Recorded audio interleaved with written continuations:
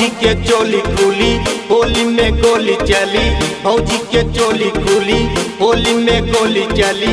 कैले देवरा बवाल की ढोड़ी खो देला, भुइया लेटा के कई बार ये टंगरी खींचेला। होली में गोली चली भौजी के चोली खुली, होली में गोली चली भौजी के चोली खुली।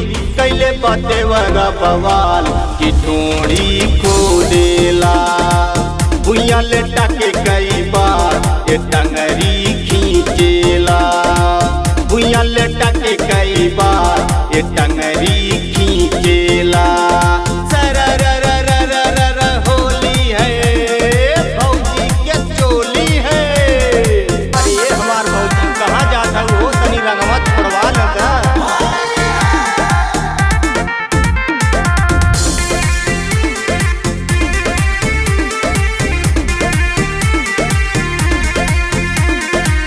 जब से आईली तोहरे घरवा तब से हमके खो देला, राह चलत बल खाए जवनिया देवरा होली खेलेला। अरे कहे इतना झटका मारता हो। जब से आईली तोहरे घरवा तब से हमके खो देला, राह चलत बल खाए जवनिया देवरा होली खेलेला। सुना ये छप्पन छुरी कैदा तू इच्छा पूरी, सुना ये छप्पन छुरी कैदा तू इच्छा पूरी।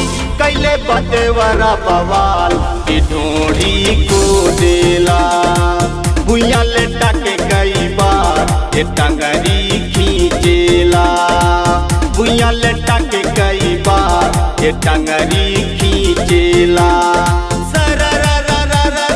होली है भौजी के चोली है। अरे हमार भौजी काहे इतना झटका मारता हो।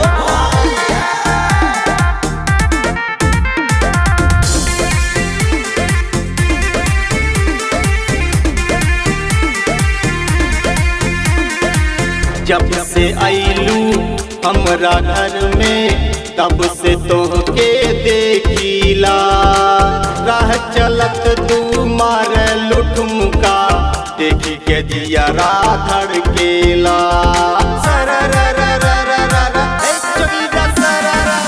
जब से आईलू हमरा घरवा तब से तोहके देखीला, राह चलत तू मार लुठमुका देखी के दिलवा धड़केला।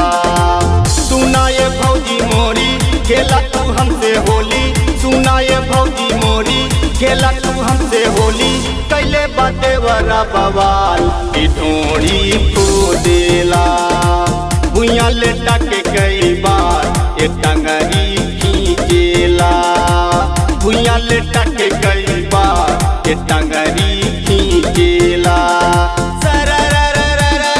होली है भौजी के चोली है। अरे ये हमार भौजी तुमसे बहुत सटिंग मन करत हो।